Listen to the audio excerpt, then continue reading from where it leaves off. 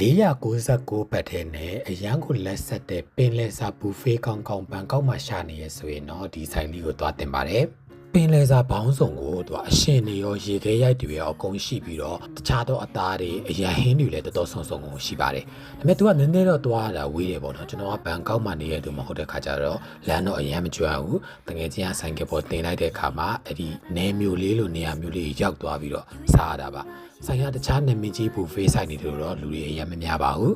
ဆိုင်နာမည်ကတော့ရည်ကျင်စရာနည်းနည်းတော့ကောင်းပါတယ်ဒါပေမဲ့တကယ်ကိုစားကောင်းတဲ့ဆိုင်ဖြစ်ပါတယ်စားနေရင်လည်းဒီလိုအတန်တွေထွက်လာတဲ့အထိကိုစားကောင်းတာပါပြီးတော့စိတ်ပါရင်တင်မော်ဒီထောင်လဲဝင်ထောင်သွားလို့ရတယ်ပေါ့နော်ကိုယ်တိုင်ဒီမှာအချိုပွဲတွေလည်းတော်တော်ဆုံလေးရှိတာကိုတွေ့ရပါတယ်ကျွန်တော်တို့ကဒီ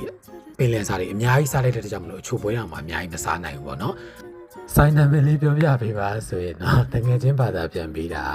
ခလွန်တန်ရဲစကန်နာမှာရှိတဲ့အရသာရှိတဲ့ကြိုက်တဲ့လောက်စားလို့ရတဲ့ပင်လယ်စာဘူဖေးကို3ဆောင်လိုက်ပါတဲ့ဆိုင်နာမည်အဲ့လိုထိုင်းလို့ရေးထားတာနော်တအားရှိတော့ပဲအဲ့တော့တော်ရုံတန်ရုံလူကတော့ရှာလို့မလွယ်ဘူးပေါ့နော်ဒါပေမဲ့စိတ်တမှုကလည်းကျွန်တော်ကဒီ post ရဲ့ comment အောက်မှာဆိုင်ရဲ့ Google Map ကိုကျွန်တော်